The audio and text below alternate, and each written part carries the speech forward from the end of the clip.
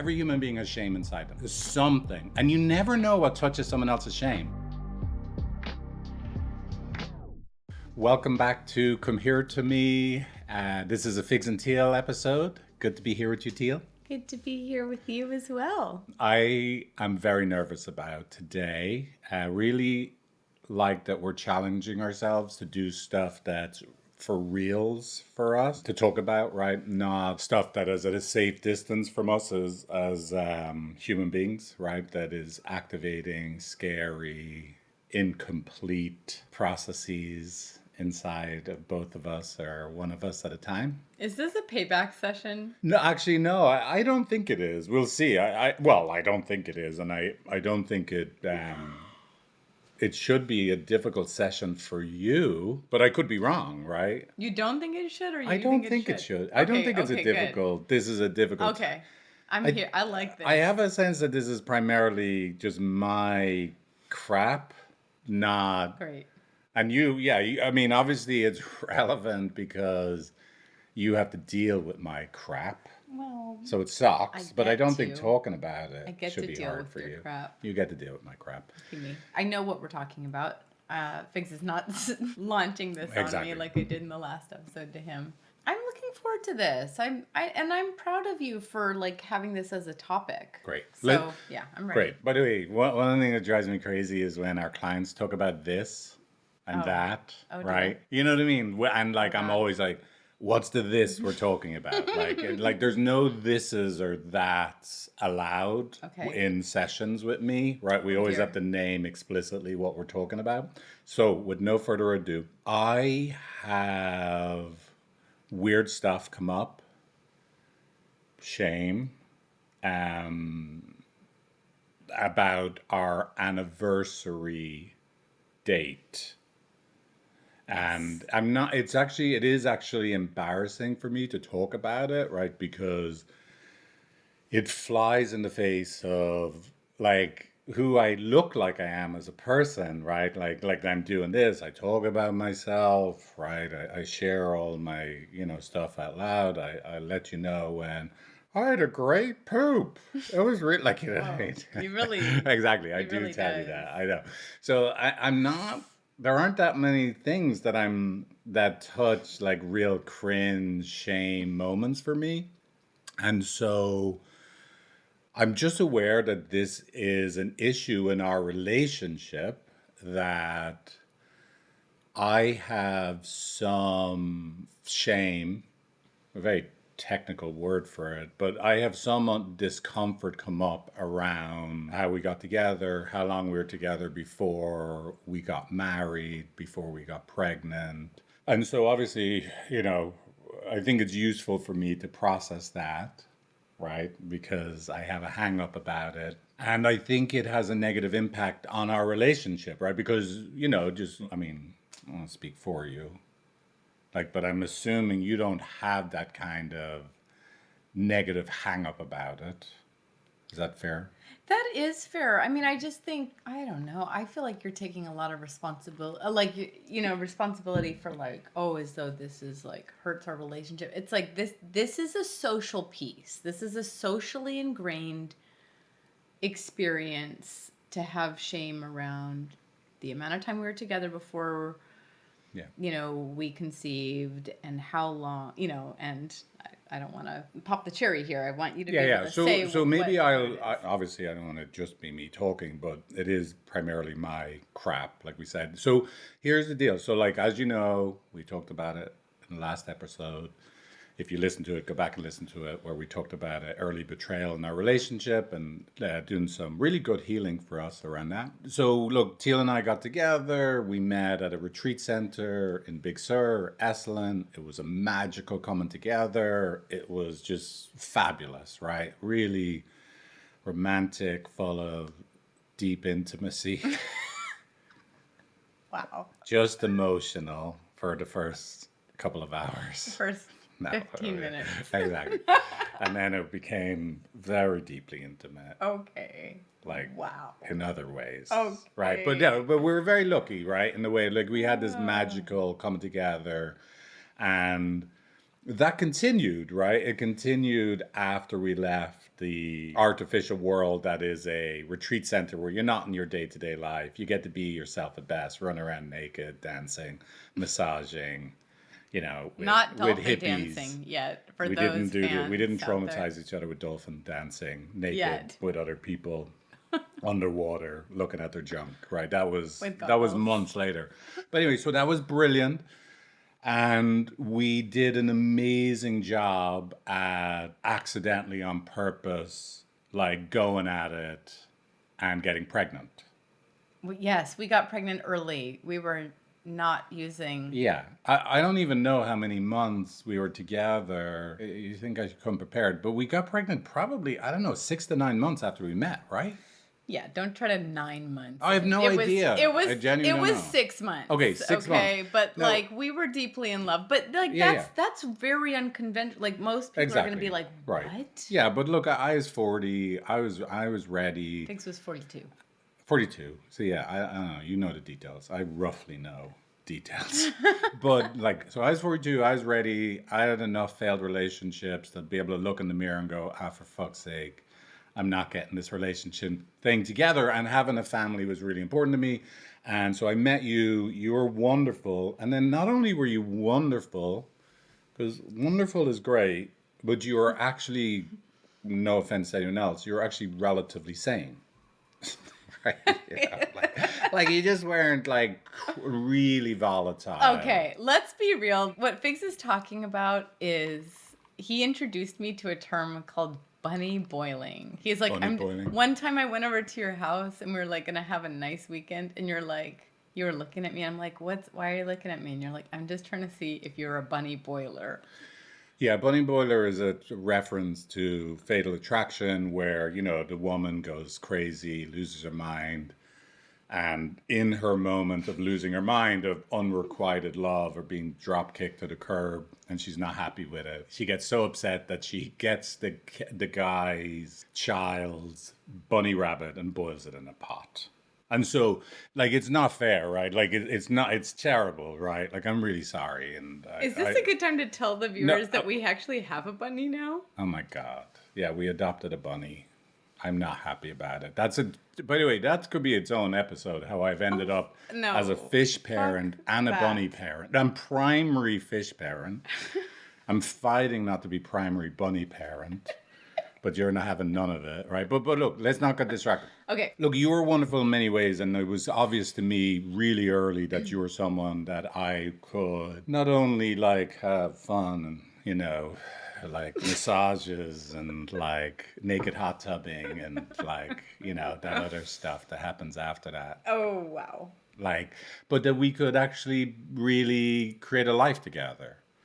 And you wouldn't boil any bunnies. We could dress up like bunnies together and do naughty things. And Peter Rabbit. Exactly. Maybe we'll do that for Halloween. Let's do it right now. A bunny family. Not quite now. Okay. So look, we get together. We were going at it like rabbits, and luckily we did Grandma. make a decision. We were committed to being together and to move in together, live together, prior to discovering we got pregnant. Yeah. Now, but see, just even think, that's really important. The reason I make a big point to That's that huge. is that's a huge, like, a lot of the shame I have, like I always tell people, we decided to live together before we got pregnant. We had committed to each other. Everyone's like, okay, whatever, Figs. I know, I'm going to shout that part out. Like, I just can feel judged, which obviously means I have that place of judgment inside myself, and I want to talk about where that comes from, right, inside of me.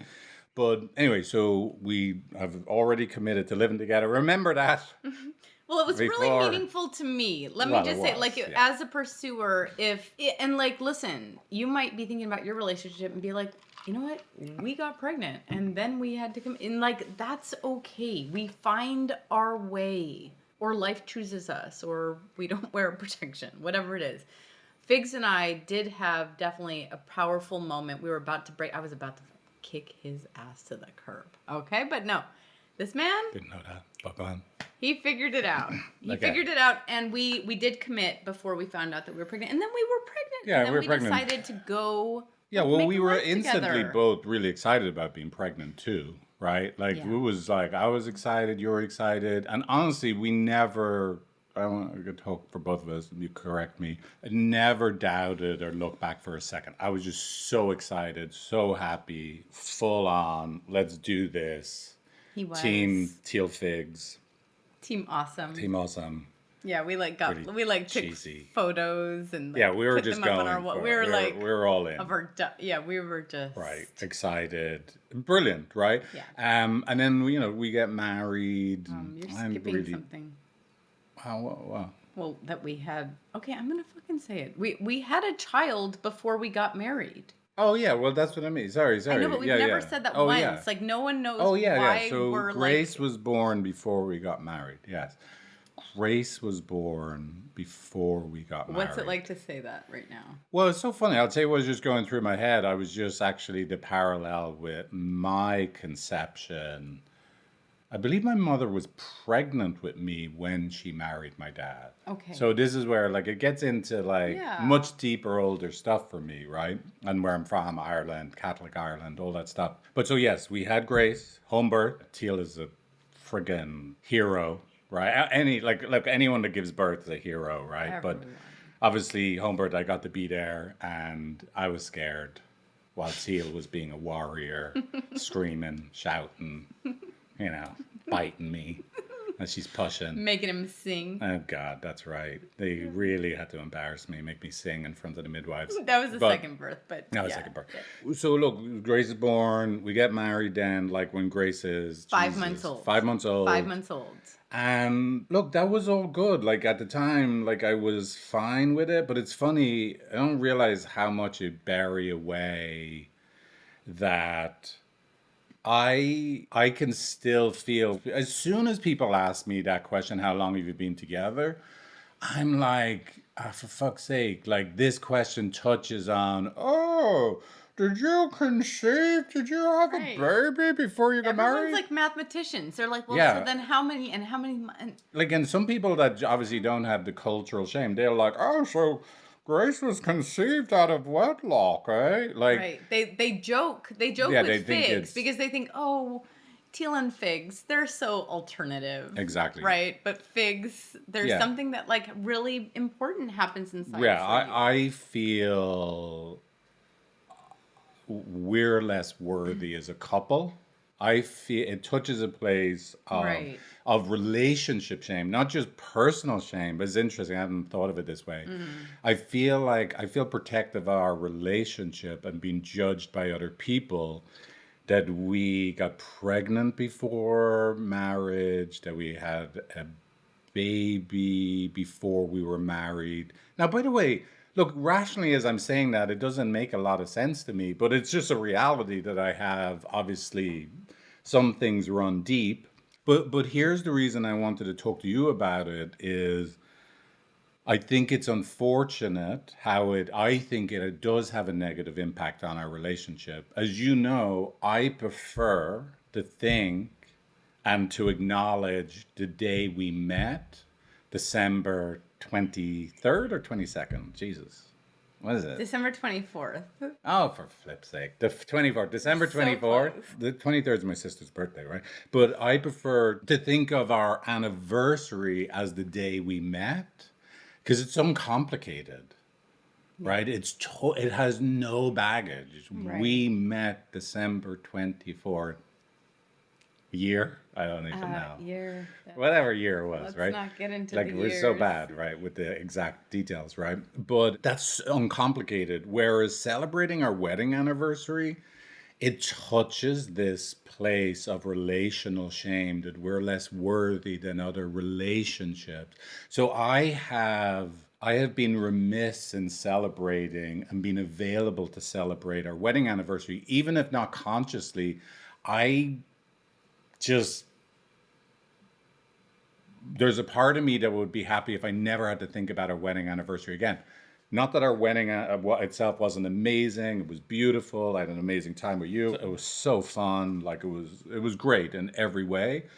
but it touches this sense of unworthiness that we're not as good as other couples, right? Because of it. Totally. And so Yeah. look, that's the main reason I wanted to do this with you. And it's not just me talking about my Irish Catholic. You can take the boy out of Ireland and out of Catholicism and move him all the way to the most remote island chain in the world, but their fucking Catholic bullshit, Irish shame is still inside me. Yeah. Like on some level, even, I look liberated from it. I'm not fully liberated from it. Yes. But Yeah. but but look, I want to get into that a bit more. But look, I'm sorry that my stuff means that I close down us celebrating our wedding anniversary. Thank you. I'm hoping doing this, by the way, Yeah. actually, this is a kind of a cleansing and a That's nice. liberating. I like that. Yeah. Yeah. Yeah, and I think I don't know. I feel a little protective of you right now just because again, I think you're taking a lot of ownership for something that is a big social force. And obviously, Ireland is brilliant, and there's so much richness and poetry and celebration, and that there also are some shadows that Yeah. are pretty hard. And here's where, I mean, yes, you and I intersect on this, not because, I mean, in fact, I'm not a very big like anniversary person, and You're a big birthday person. Fucking terrified on your birthday. I'm so scared of not getting your birthday right. that's right. Okay. So I have my ways where I Yeah. make candles. But I would like to just say, like, speaking of culture, this is just a tiny little tidbit in sort of the waterfall of where I want to go with Figs with this is I grew up in a highly unconventional household, right? Where like I did not like knowing like, oh, there's like a recite. See, I don't even know. Like I'm embarrassed to be like, oh yeah, there's a recite. There's like a meal that happens. Oh, the and then- reception, like Yeah, the rehearsal I don't dinner. fucking know. You don't know anything. Everyone knows. No, I don't. You didn't even know how to use a knife and fork. Let's be honest. Oh my gosh, I'm really good with chopsticks, Okay, and that's exactly. way more advanced. That is true. Okay, no, You but knew you how to guys, use no, but chopsticks. seriously. So I had. Well, you grew and up here in have- Hawaii on I the grew beach, up here in and your mom Hawaii. was a scientist. Single Yada, yada, mom, yeah. scientist. It makes So many sense. amazing values, but like.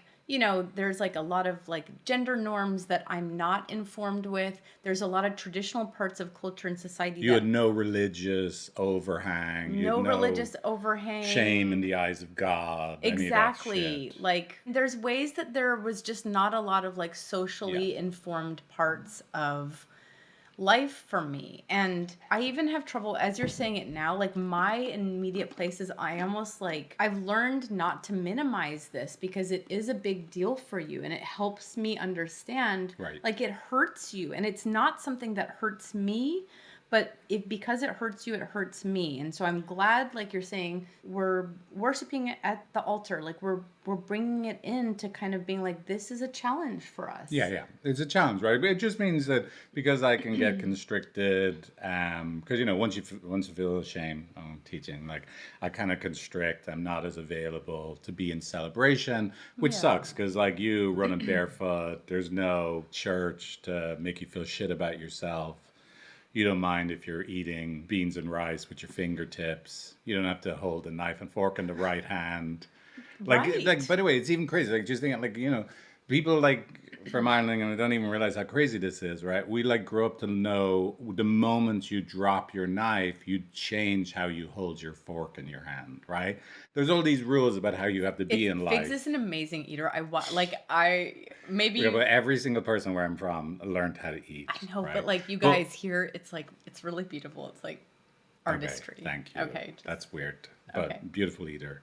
And I have had a lot of practice. It is my number one pastime, right? My number one drug of choice, let's be honest, is food, which are, Food is love. Food is love. Okay, but so here's the thing. I'd rather never celebrate our wedding anniversary. I'm hoping by doing this podcast, it actually liberates me a little bit, which kind of want to get into like, so where does this come from inside me? Well, obviously have a place of shame that is in me, like of unworthiness, not enoughness. And of course, there's going to be a context in which I get in touch with that shame of unworthiness of my own in regards to our relationship. So I then make our relationship unworthy. And my number one context in which, oh, our relationship is unworthy. Oh, we weren't together for years before we conceived. Oh, we weren't Right. married when we conceived. We weren't married when we had a baby, right? So that touches shame that's already inside me. It's not actually just shame about conception before marriage, birth Mm-hmm. before marriage. I actually have this place of unworthiness inside me. It was okay, like, without going too much into it. Why? Look, I am the son of an alcoholic, heartbroken mother, single mom, and I felt very ashamed as a kid. And of course, I felt guilty for being ashamed. I felt like it's a betrayal of my mother for being ashamed.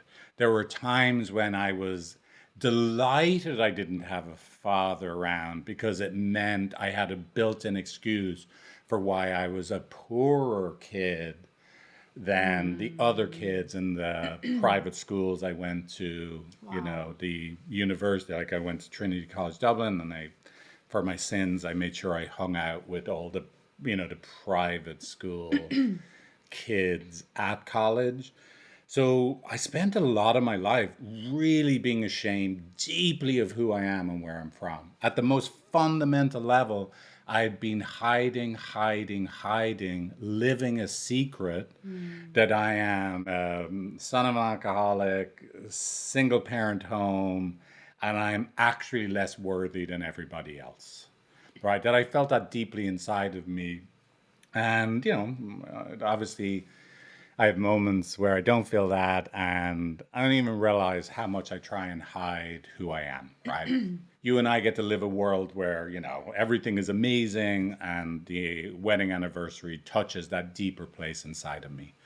The other thing I just want to say about what I've just really been in touch recently, like a lot of people in Ireland are, and people that live in the Irish diaspora. Look, more and more is coming out about, I'm sure many of you heard about the mother and baby homes, right? Where young women that got pregnant out of wedlock, they were sent to these mother and baby homes.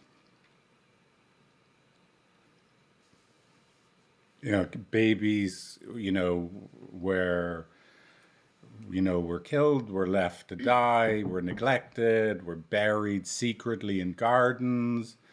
There was so much sexual abuse of men and women, and right now, in particular, there's a lot coming about from a lot of the Catholic schools and some of the most prestigious Catholic schools. And I have friends that went through this at these, prestigious Catholic schools that they were sexually abused throughout their childhood. So, a shocking percentage of the Irish population was sexually abused.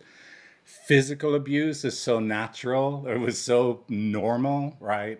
By your teachers back in the 70s, 60s, 50s, and I would have been in elementary school in the 70s, that's only starting to come out really now that people were physically abused in Ireland by their teachers because it was just like, sure, isn't that the way it is?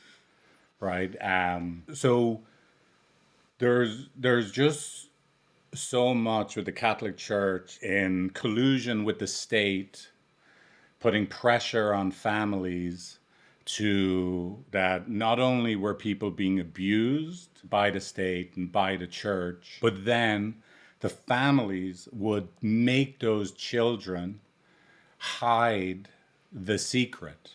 They would have be told and made to hide the shame of the family.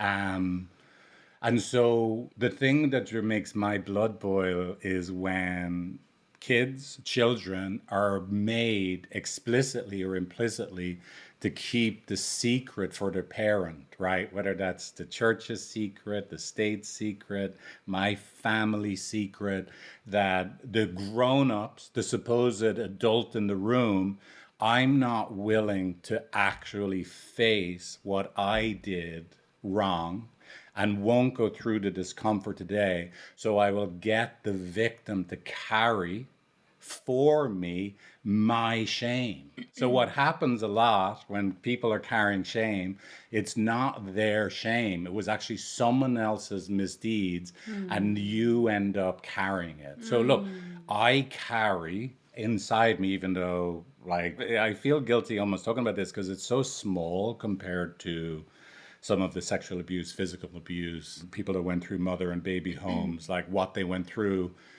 people who are still being denied by their biological parents to this day because it's too big of a shame for the parents, so that the child has to carry the shame of their existence, the non acceptance of their existence alone because their biological parents can't deal with it. And so there's a part of me that feels almost guilty that mine is, it's too small, right, to name, right, that I carry inside me that to be a bastard, I was conceived out of wedlock. I was in my mom's belly once she got married, her womb, right? And I carry that shame. My grandmother on my mother's side, God rest her soul, had wanted to lie about what my birthday was when I was a kid. And it wasn't uncommon that my birthday would not be celebrated because my birthday was a reminder of the shame of my mother conceiving out of wedlock and being married before, like, you know, conception. So it's interesting just to make the parallels that I still have that inside me. And I am doing the same thing of this, like, Jesus, if I could just not think about the wedding anniversary date. And when people ask me about it, I can just kind of avoid the topic that I'm still keeping secrets. I'm keeping other people's secrets, right? It's hard to let go of it. Yeah, anyway, Wow. that's it. Sorry. Yeah, what was that like to I hear mean, I me? just feel so much love and appreciation for you, and it's like, I just feel in so many ways I'm privileged in so many ways, but I also just feel the privilege of not having so much complexity in my cultural background, so much trauma, so much systemic trauma, institutional trauma, and I just feel a lot of love for you because you're where you're at now, and that you're talking about it. It's really brave. Thank you. It makes me love you more than ever, and I think maybe instead of like my MO can be just okay, you don't want to celebrate the anniversary. We're busy. Like we'll do something different. We do special things every day, but it actually makes me want to like love up this part of our relationship and life. And so I'm really glad we're doing this. Yeah, I'm really thank you. glad you're doing this. Yeah. But by the way, look, this opens up look, it opens up a big. I think, by the way, this is so great for our relationship that we're having this conversation because I think what it opens up a path is we can acknowledge our wedding anniversary, but then just hold like that it is a vulnerable, like it doesn't have to be Yeah. like there's a way we can acknowledge it, celebrate it, and Yeah. at the same time not abandon, be violently neglectful of that. The fact that it touches this very vulnerable, deep, complex Yes. cultural inheritance that that is just hard to shake off, right? There's no point in denying it, right? It's here, Right. right? It's here and it's a big Yeah, deal. it's a big deal. The kind of like dominoes of one thing and Yeah. how you just, and I know there's so much more, and that even what I'm hearing is that there's, as big as this feels in your body and in your direct family with mom and with grandma, that there's also a shame of like, oh my gosh, I have challenges and these people had challenges like Exactly. that. You know, it's like I think a lot of us can relate to, I feel this and yet am I even deserving to feel this? So I just think all of it is like, let's envelop it. And it's I really love what you just said because it's, you know, sometimes people go to like Vegas for their anniversary, right? This I feel is like let's come in close, you know, and like look into each other's eyes and like light a candle and just like, I mean, it doesn't have to be Light a candle. I You don't and your know, candles. but A candle that you made yourself. right, like we Exactly. do our own Waldorfian Exactly. beeswax candle, Yeah, but no, yeah. but it makes me just have that No, feeling of exactly. like It's this just is like being sacred and kind it's and loving and kind, loving, and like, mindful. and that there's like grief. It doesn't. It's Yeah. not like It's complicated. anniversary. It's like, whoa, Yeah. our anniversary, Yeah. and And by the way, for the listeners now, they know too. If they thought I was getting too big for my britches, when they meet me out in the world, they can just say, "So, like, when did you meet? When did you get married?" You can put me on the back foot instantly yeah. by just asking me, "When did you get married again, relative to when you met each other?" Right? You can use this against me. That's what I'm sure every listener is planning to do. Not They're like, exactly. yes, we are looking to Yeah. best you, Figs. Yeah, but look, there is a part of me that thinks like people look, because I have this inside me. Like if I meet some couple and they've got like the guy has long flowing locks. I just lifted my hat up to show my bald head, right? Like I'm looking at him, he's got beautiful blue eyes. Like I would kiss him, like Wow. Okay. whoa, Whoa. wow, I'm having a discovery. I'm aroused. No, exactly. But I'm kidding. But like, I'm and then not. I discover, right? I discover he's missing his pinky finger. I'm like, ah, ha, ha, great. Right? You know what I mean? Like I'm making that up a silly thing, but there is a way sometimes where I can feel like, that person is so much better at paddling than me. And then I see that their butt crack shows in their board shorts. And I'm like, good. I'm glad that they're like, they have something like that is challenging or crap about them. And so, look, I'm sorry, I do have a story that people, I notice as a manifestation of my own shame. Like, it doesn't really matter. But I do have a story that people use finding this information as a way to pick themselves up by seeing us as less than. Yeah. That's probably my own, like, freaking threatened little self. Well, But yeah, there's core wounds in that. yeah, Like the world is dangerous. exactly. And I think we all can feel that sometimes. And that I think this ties into something that this is maybe for the next one, but like elements of belonging and other ways that, I don't belong or I don't deserve or Yeah. I'm different. And that, there's sort of like the birthright experience of like I actually can feel undeserving, and in reality, if I really challenge those things, I am deserving, not because I haven't gone through hard things or have privileges that other people don't have, but because that's like something that I deserve to have as a human being. And that gets healed in relationship, Yeah, right? That exactly. feeling of I'm not deserving, I'm not safe, it is a dangerous world. You were hurt in society, and Right. this is where we heal. So this is a choice that you're making to put yourself out there, and it's kind of scary. Like even right now you're feeling like, could this be someone besting me? And I know you're joking, and I know that's not like Well, the I'm primary joking, but I'm being experience, not. Look, I guess I just want to name that the compass of shame, right? Attack self, attack other, deny there's a problem or collapse. And there is a part of me that can create in my mind, when my shame is touched, negative intention by the other person. That would go into the attack other. They're doing their math right now so they can feel better about themselves relative to finding something bad about us, right? That is something I do like just being totally honest, that is a perception I have yeah. when my shame is touched, right? And it makes sense, right? And it's good to know. And by the way, there's the liberation from the compass of shame, attacking yourself, attacking someone else, denying there's a problem, or collapsing, is by feeling the victimhood, the pain, and sharing the pain and giving that part of yourself, one that's actually hurting and feels ashamed, the chance to be loved as an ashamed person, not to get rid of it and to be healed, but the shamed one could be loved as the one that feels ashamed. And yeah, I know you're so good at loving me. Thank you. I'll try and let it in.